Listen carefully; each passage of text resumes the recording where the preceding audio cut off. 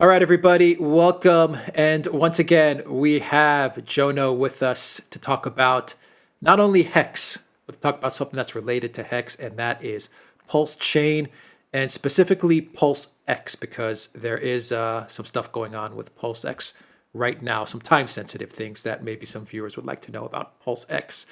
But Jonno, where can people find you? Where can they reach you? I'll put everything in the description box down below, and then we'll get started talking about Hex and PulseChain.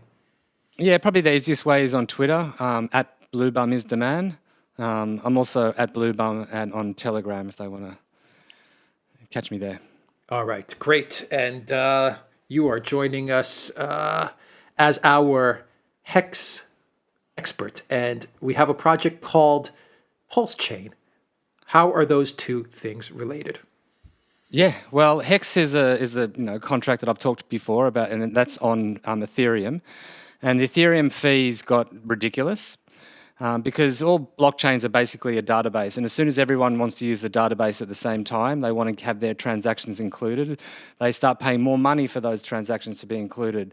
And things just got really, really ridiculous. The price of Ethereum went up, the amount of people using it went up. And then they made also a few changes to Ethereum, the developers did, and they made it very, very expensive for hexagons, especially for hexagons to end stakes. And so Richard Hart, who's the guy who invented Hex, his reaction to that was, okay, well, I'm going to fork Ethereum. And forks have been done in the past, but this one's a little bit different in that he's forking the whole system state. So that means all the tens of thousands of tokens that are on Ethereum are all going to be duplicated onto the PulseChain. And so it's going to be a faster, cheaper version of Ethereum. It's going to be a proof of stake. So it's going to be secured by 33 validators. And that allows for super fast throughput. And yeah, it's pretty exciting and audacious. Yeah. This is, just to be clear, this is a new blockchain, correct? It's a new blockchain, very similar to Ethereum. It's an EVM, like an Ethereum virtual machine blockchain. So all of the same addresses. When you change it from Ethereum, you just go into your MetaMask and there's a little drop-down menu and you can just go to, well, you put in the few variables and then you just have PulseChain appear there and then you just change it to PulseChain. And there's a few of those out around at the moment that you can do that with. Yeah. Okay, so I'll put all the links for PulseChain and PulseX. What is PulseChain and what is PulseX? Because one thing that we have to talk about is that this is not live yet, but you can get in on it, so to speak. You can get. They call it a sacrifice. Maybe other people who are, just getting into crypto right now may look at it as an investment in a way. And the show is not investment advice whatsoever. We're just talking about these new technologies. But for lack of a better word, sacrifice could be seen as getting into this new blockchain. But what is PulseChain? How is it related to PulseX? And the fact that this is not live but coming soon, what does this mean? Yeah, so PulseChain is similar to Ethereum, and PulseX is similar to it's a decentralized exchange that will be on the PulseChain. Like Uniswap or exactly like okay, Uniswap. Yeah, the same thing. Okay. And a decentralized exchange is just a place which is it's a contract actually, and it allows you to swap between tokens. And so, yeah, PulseX, the sacrifice period is on at the moment for that. It's pretty late in the day for it. I wouldn't necessarily recommend sacrificing at this late a stage. I think you're probably better off just buying Hex, and when the fork happens, you'll have PulseX on the other side as well. And if you really wanted PulseX or Pulse, you could swap some of that Hex on the Pulse side for either of those two if you wanted to distribute it. Although I do believe personally that Hex is the apex predator of value, and like definitely have a look at PulseChain and PulseX. They're both deflationary tokens. So with Pulse, like there are validators that secure the network, and they get paid in the transaction fees that people pay. And 25% of all of those transaction fees will be burnt. So at the time of launch of Pulse, that will be the most Pulse in existence. And from there on, it will only go down in supply as transaction fees are burnt. But because transaction fees are so cheap, especially at the start, I'm not really sure how deflationary it will be, although over time, obviously, in the network effect, like I think it's, if you want to invest actually in anything in crypto, I really think you should be looking at, like a long-term plan and to accumulate over the long term rather than try to make quick money. Although that seems to happen as well, but don't necessarily plan for that. Yeah, and PulseX is also deflationary. 0.29% of, like when you make a swap, 0.29% of what you pay goes to the liquidity providers. Well, actually 0.22% goes to the liquidity providers, and 0.06% of that goes to buying back PulseX and burning it. So similar to Pulse, that it's like that's the most there will ever be, and then it just goes down over time. That's the same with PulseX.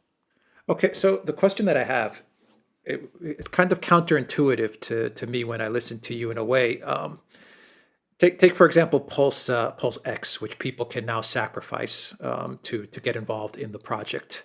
I believe PulseChain you can't get. There is no, the sacrifice period has ended. In other words, you can't get into PulseChain at the moment. But Pulse X, and I'll put a link for that down below so people can read more about it. One would think that it would be a good time to get involved in PulseX now before it goes mainnet, before it goes live.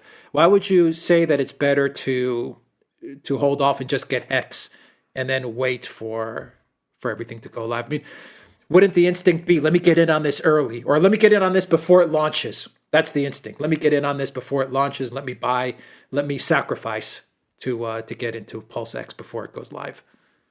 Yeah, the sacrifice period started just before the end of the year. And the way that the sacrifice period works is people are incentivized to sacrifice earlier rather than later. So every day that goes by, you're getting a little bit of a lesser deal. And so now that we're already like a month past, a month and a half, we're in February now. I wouldn't, like if you were going to like, if you're just looking really long term and you're just going to hold it very long term, maybe it would be worth it. But for me, I think you'll get better value because Hex has like been going sideways for a while now, and I think that once PulseChain is announced, the price of Hex will probably start ratcheting it, could go up a lot because people will want to have it before the fork, because at the fork they'll end up getting two copies, one on the Ethereum chain and one on the Pulse chain. So that's why I kind of think that it's probably better to buy Hex now. After the fork happens, you'll have it on both chains. And then if you really wanted PulseX, the other thing is that a lot of people, I mean, it's really hard to tell what people's motivations are and what their actions will do, what their behavior is. And I wouldn't suggest trying to play all of this kind of stuff because who knows what people are going to do. But a lot of people more people have sacrificed for PulseX than Pulse. And I think a lot of people have sacrificed for PulseX because they want Pulse. And so there's a chance that after the fork, people will start selling their PulseX for Pulse. In that case, you'll see the price of PulseX go down. I mean, it's markets though, you know what I mean? Like things will be volatile and people, you don't know what's going to happen. Yeah. But yeah, true. I think the better value at the moment is buying Hex, and you get a copy of it. And if you want to get some Pulse or PulseX, maybe just watch the market a bit and wait for a dip. Yeah. Like waiting for a dip is always a good idea. Yeah. Just to clarify, when you're going to get the copy of it, just so our viewers know, if Hex is priced at a certain amount right now as an ERC20 token, the copy that you're going to get on PulseChain is not going to be of the same value, correct? Well, first of all, or do we not know, value, or we don't know? Well, first of all value is it changes over time. So these are market conditions. So it depends what time frame you're talking about. But right after, what's going to happen? After. Like it doesn't right mean that I'm after, going to double my money, does okay, it? Like right so away? so right after, what will happen is there'll be the fork. Right at the very second after the fork, everything will be at zero value on that second chain because there are no Right. markets for it, Exactly. right? Exactly. Okay. Yeah. You But then clarified what's a going lot of it. You clarify. Yeah. Keep on going, but you clarified a lot of it. Yes. Makes it's sense. going to Yes. be of zero. So you're getting something of zero value. So in terms of a taxable event, it's zero value. That's kind of important. Yes. But then what's going to happen is all of the liquidity pools that are on Ethereum are going to be copied as well, because it's a big copy paste of the whole of Ethereum. So there are liquidity pools that are sitting in Uniswap and a few other things. And what's going to happen is after they're duplicated, bots are going to come in and they're going to basically change the ratios, because Ethereum has a certain amount of supply, like a million, or I can't even remember what it is, but it's something like that. It's not very much, right? Compared to PulseChain. PulseChain is going to have trillions of pulse in existence. So there's going to be a big difference in the supply. So because that ratio is, let's say it's, what is it, 4,000 US dollars to 1 ETH, if they copy that over, that $4,000 will be incredibly cheap because it's only against one pulse, and pulses, there's trillions of them. So what's going to happen is bots are going to come in with a whole lot of pulse, and they're going to start buying those ERC20s. And they're going to move the ratios so that the ratio is the same. So it's going to start at zero, but then the bots are going to come in, and then all the values are going to be exactly the same as on Ethereum in terms of US dollars, Right. right? Right. So then markets happen and people's behavior happens. So all of these people who have ERC20s, some of them know about it, a lot of them don't even know about it. They're going to have all of these copies that they have the private keys to on the other chain, right? And so, yes, some of them are going to go and they're just going to dump them. But some of them are going to go, hang on, this is a really fast chain and it's really inexpensive to use. And Ethereum is ridiculously expensive to use. And so on Ethereum, when we're all kind of it's a big decision to do anything because it costs so much. Exactly. Do I want to On exchange and pay PulseChain, $50 to yeah, exactly. Exactly. and then there are going to be bridges. So you're going to be able to take Ethereum and wrap it and put it on the PulseChain. And the hex on Ethereum, you're going to be able to take that and put a wrapped version on the PulseChain. And also back the other way. So it's going to be a real grab your popcorn few months. It's going to be like all of these people, some of them know about it, some of them understand it, some of them don't. And then there's things like USDC, which is an ERC20 token. And so there's USDC, which is backed by US dollars. But then that's going to be duplicated onto the Pulse chain. And so the question is, well, how will people value? They can't redeem it directly for USDC.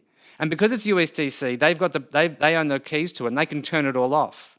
But will they turn it all off? Will that company turn it all off? I have no idea. And so I wouldn't hold USDC at the fork. I think it's probably best just to hold Hex at the fork.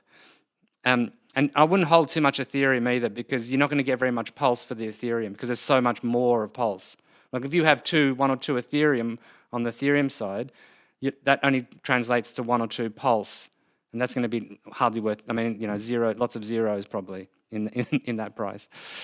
So that USDC, so I think that also probably, this is all conjecture, but I wouldn't be surprised if some big whales take a whole lot of that USDC on the Ethereum side, maybe whales who have been accepting sacrifices for Pulse and PulseX, and they wrap it and put it on the Pulse chain. And then all of a sudden, there are USDC liquidity pools because people could just bridge that USDC back and actually exchange it for an actual US dollar. Or maybe the USD... Oh, look, I have, yeah, it's, and then what happens to all of the other ERC20s? Like, if you have an ERC20 that, like, what Yeah. value does it have? Yeah. Like, a Say you lot of have like these, something like Sandbox or Decentral, like a gaming or a metaverse like token. What does that yeah. mean? Yeah. Well, we're really gonna find out what a lot of the value of these things are in a way. Like, if it has an actual use case and a utility, then you'll just be able to use it on the Pulse chain. But a lot of these are just like meme coins. Like, they're just ideas. Most of them are. And so does that idea, like, every single NFT that's on Ethereum will be duplicated. So what price do you give to something which is exactly the same but on a different chain? That's a very good point. Supposedly these are unique, Yeah. and now you've just duplicated it. Yeah, I mean, Richard's hard as he's putting the F back in NFTs. Like, Yeah, I don't think he's an making NFT. NFTs I don't think fungible. he's an NFT fan, is he? I was watching Well, an interview. he's not a fan of like serialized JPEGs, which have really have little value, and a lot of it's just hype. But there is a really good use case for NFTs, like as a financial instrument. For instance, on Uniswap version 3, NFTs are used for one-sided liquidity pools. So on Uniswap version 3, you don't, like in Uniswap version 2, if you want to put into a liquidity pool, you have to put the equal halves of both sides of a pair. But in Uniswap v3, you can just put one side of a pair. So it's kind of like putting you can just put one side. And then that's an NFT. And that's actually traded on OpenSea and stuff. Yeah. And it's ridiculous because people pay more money for it, even though they could just go and get it and stuff. But what's more exciting is there's another project which is being built on top of on top of Hex, called Hedron. And that's launching on the 26th of February. And that will allow Hex stakers to mint Hedron from their stakes. And if they make a Hex stake through that Hedron contract, they can tokenize it and turn it into an NFT. So you'll be able to, let's say, make a Hex stake for the maximum amount of time, like 5,555 days, and then just wait. And maybe like after a couple of years or 5 years, you'll be able to sell it. So what you'll be selling is a Hex stake that has the maximum length attached to it, so it's getting the maximum amount of yield, but then it's already had this amount of years that that you've served, how many days you've served, and it was bought at that lower T share rate, so it's earning an incredible amount of yield, like a much higher amount of yield than what that person could get at that time. This is really like, So the Hedron project, when is that's launching on the 26th? How do people get involved in that? What's the well, if you'll send me anybody, links. What do you do there if you have staked Hex? What do you do? it's great. If you have staked Hex now, it's pretty simple. You've got two choices. You can either, okay, so for the first 100 days, when, like, this contract has actually been deployed, and it's a no admin key contract, so it's done. It's up there, and it's going to be there for the rest of time. It's had an audit you can also read, and I recommend that. But for the first 100 days, you're going to get a bonus amount of Hedron that you can mint. So for the first 10 days, you get a 10x bonus on any Hedron you mint. And so for the people who have Hex stakes now, you can either claim during that period, which is just attaches the bonus to that stake. And what happens is that at any amount of time for the future of that stake, at any time you want to come and mint Hedron, you can mint Hedron, because you get Hedron at it's days served multiplied by B shares.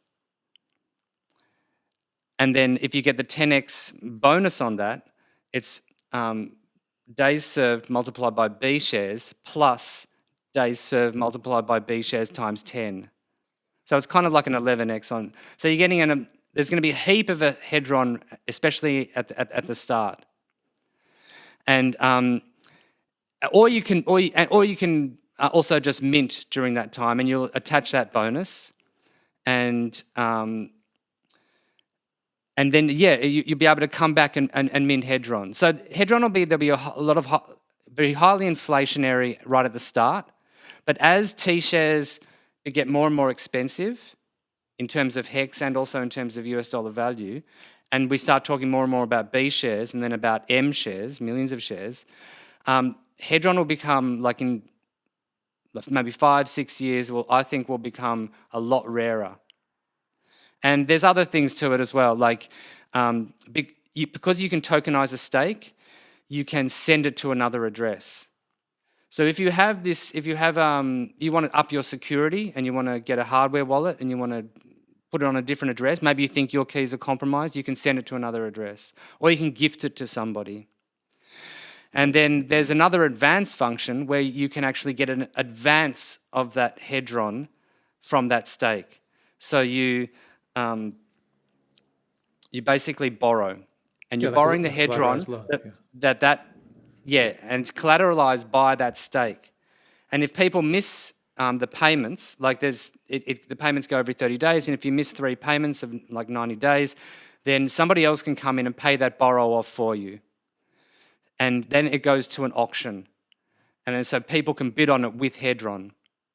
And anything that's borrowed that's paid back is burnt. And the person who wins the auction with Hedron, that Hedron is burnt. So over time, Hedron will become, like the inflation of it will become much more deflationary.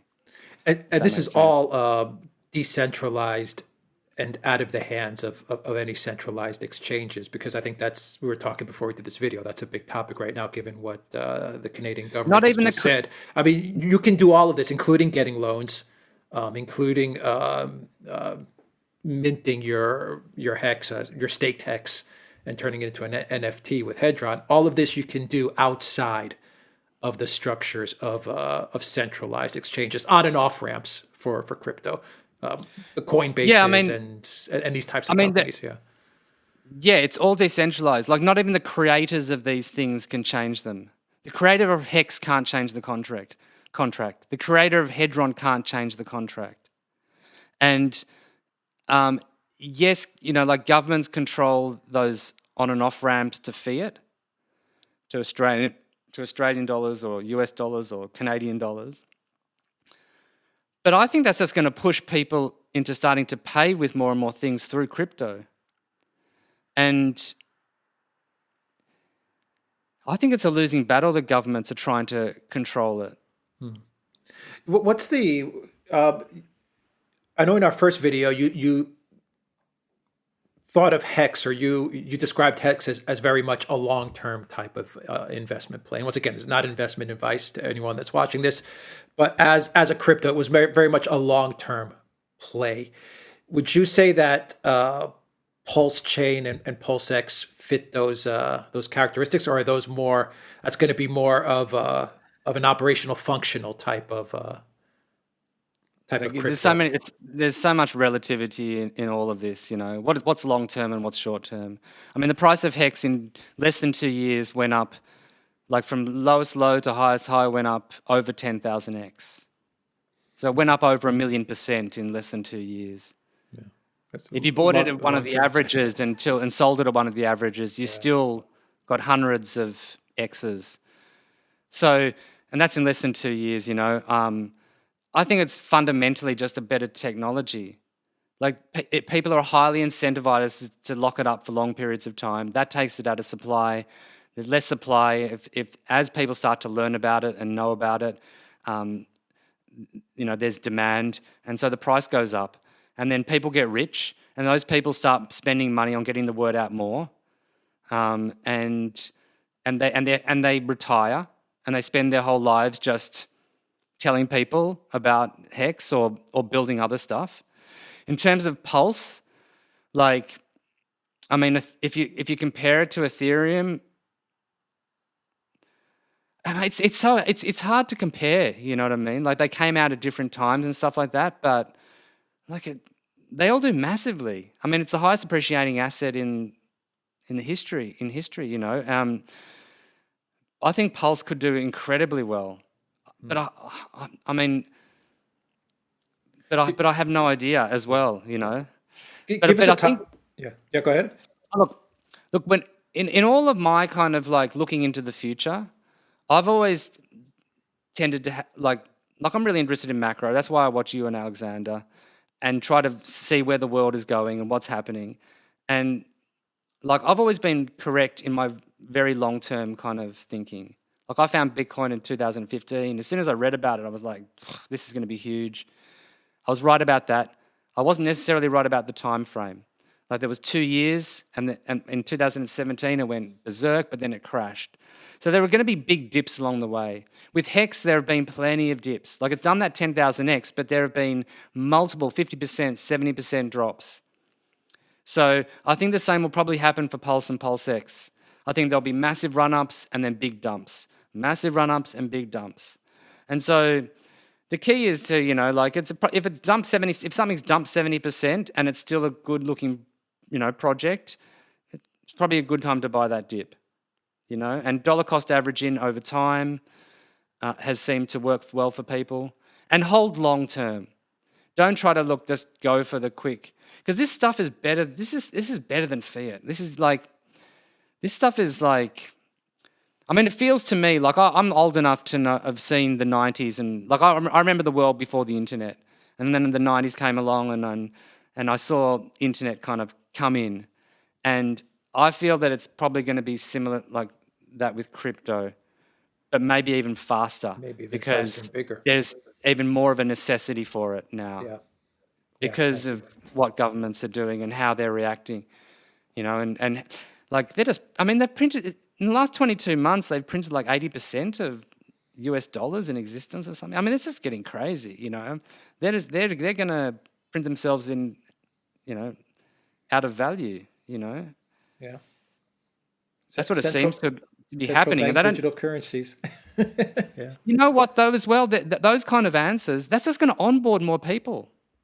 Like, what are they going to do? They're going to like release this central bank digital currency that's worse than the current money, that devalues even quicker than the current money. It's like their marketing idea is to come up with an even worse product. That's Well, exactly. like But we're they'll have really more led by. control. But they'll have more control of that Yeah, currency. but it's like who cares? Everyone's going to dump it. Everyone will dump it and get something that's worth more. Like that's why cryptos are so good, because there's so much of a better store of value. And it's the other thing is like now we're starting to have competition of card companies and stuff to get our crypto back into fiat. Like that, like once all the value starts going into crypto, there's going to be other ways to pay for things. People are going to be wanting that crypto. So, and all of those people who are in crypto, they're not going to want to like change it for dollars. I mean, only if they have to, absolutely have to. And so already you can start buying property and you can start doing stuff with crypto. Like there's things you can buy with crypto now, and I think it's going to get more and more. Like I think that's just I hope it does anyway. Yeah. It will. So let's finish off the video with two questions that I have for you. First one's simple. Second one may not be so simple, but let's hear your take on it. It has a little bit of a geopolitical flavor to it.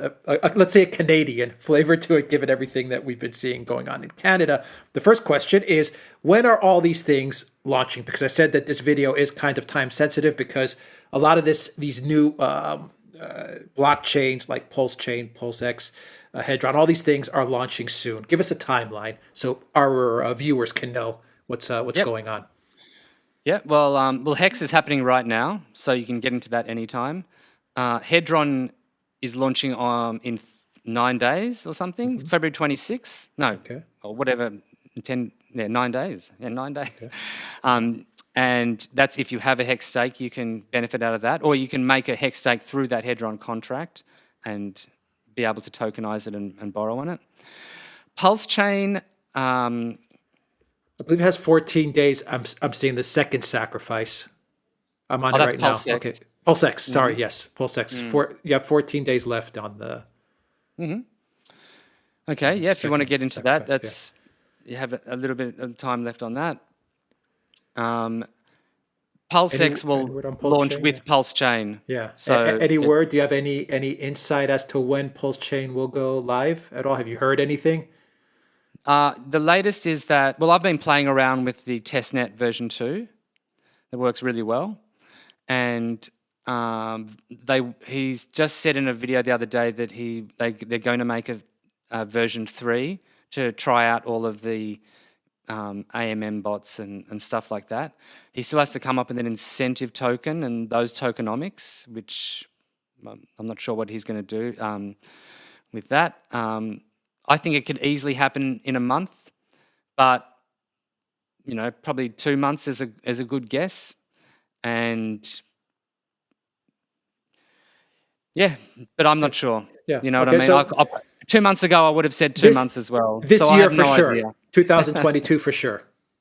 Oh, I think so. I Okay. think he's eager to get it out, but he's not going to put it out until he's 100% sure that it's really secure and it's everything that he wants it to be. Uh, but I think he's very, very eager to get it out there into the wild. Yeah. Okay. Well, I'm eager to see it running. Second question, the final question to finish it up. We talked a little bit about Canada and how the announcement from the Trudeau government was to seize on crypto. I'd like your quick thoughts on that. And is it possible? Can the government, these governments, actually clamp down on crypto wallets? Because that is how the mainstream media is framing it. They're saying that the Canadian government is now seizing crypto wallets, those donations made to truckers via crypto wallets. What are your thoughts on that? Well, a lot of people keep their crypto on exchanges. And if they do, yeah, then yes, I guess the government could take that money because when you keep it on an exchange, it's not really, you're not holding it really.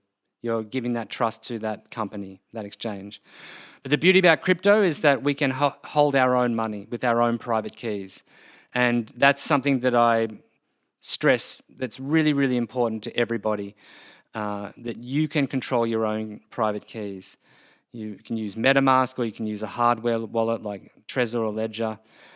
It is a bit of a learning curve, but it is very, very worth it. And they can't do anything about those wallets. You've got the private keys. That's What about your staked hex? Can they go after staked hex? no, no. You've got the private keys and you're in control of it the whole time. There's no company that is staking hex. You're just sending it to a contract and staking it in the contract. And so it's impossible the encryption is too high. You need all of the energy in the world, or more than all of the energy in the world to try to crack that encryption. And so, the other side of that is that you are responsible for your keys and your security. You have to normally you get a set of seed words and you have to keep those seed words safe. And how you do that is really important. And most people who lose their crypto, it's not through being hacked. It's 99.9% of it, probably even 100% of it, is through people being either socially engineered, like to give their seed words away. Like someone tricks them. You know what I mean? Someone says, "Oh, hi, I'm from admin support," and yeah, da da da da, and just put your seed words in this website. Or, there are some. I mean, at the very higher end, maybe there's SIM swap, and someone put their seed words in a document that's on their phone, and then they get SIM swapped, and then the person has access to their phone, and then that's their seed words gone if the person knows what they're doing. But I think that even that's rarer, to be honest. Most of it is just people giving away their seed words, like through being tricked. So learn about it, know what you're doing, and it's very, very safe. Yeah. So Uh, so when a government, any government, comes out and says we are going to seize your crypto wallets, what they're essentially referring to is they're going to block the on ramps and the off ramps from the centralized exchanges. If you have in other words, if you're a trucker I mean, or if you're maybe donating peer to peer, you really shouldn't be worried about anything as far as having that crypto seized. If you're donating from one MetaMask to another, no, no. Forget that. I mean, honestly, I think they probably did it because they thought that was a good idea, and what they're good at is instilling fear in people. But I don't think they would have thought through how they were actually going to do it. I mean, maybe they could go after exchanges, but then if people, I mean, I don't even know how they do that. I mean, that's all sorts of jurisdictional stuff there. I mean, maybe they can. They do have control. I guess they can get a court order and seize someone's funds from an exchange. But at that massive a level, I mean, yeah, maybe they could do that, but yeah. So get your stuff off exchanges. I mean, whenever I use exchanges, it's in and out so quickly. Like I'm literally only on there for minutes. Right. Right. I agree with you on that. Any final thoughts before we sign off on this this video? I'm going to put all the links to everything down below so people can plug into whether it's Hedron or PulseChain or Hex or all of these things, or get in touch with you as well. But any final thoughts on what's going on? Like it really is a fire hose of information. There is a ton, especially if you're just hearing this for the first time, to understand and to get through. But just take it a step at a time. Like any learning process, you feel awkward at first, and then you start learning it, and you get more comfortable with it, and you try it out, and it's soon you're teaching other people how to do it. And I think this is where all the innovation is happening at the moment in the world. And that is because it's permissionless and because governments can't control it. So it's attracting all the innovators. And it's really interesting what's happening, especially with Hedron. Like this for me is just like the cutting edge of finance. Really worth checking out. And, perfect for your audience who are intelligent people who are seeking the truth. I've actually, I don't know much about Hedron, so now I'm very, very interested. So what I would suggest is as we get closer to the launch date or after the launch date, let's do a follow-up and maybe you can walk us through more specific things about Hedron, how to start, how to get started, what to look out for, and all of these things. I think that would be valuable for me, as well as for our viewers who would be interested in learning about Hex and Hedron and how they can benefit. Once again, not financial advice, but educational, entertainment purposes only. exactly. So let's do another video on Hedron. I'm really interested in it now. I mean, it sounds very, very interesting. Yeah, I'd be happy to. Yeah, I probably didn't give the best explanation then. There's a lot to it, but it's very, very interesting. Yeah. Let's go step by step. Let's go, because I'm also new to the app. For Hedron, for me, it's a new thing as well. So let's just take it step by step, and hopefully we can help people along the way. Fantastic. Awesome. Jonno, thank you very, very much, everybody. I will put all the information once again down below in the description box. Take care.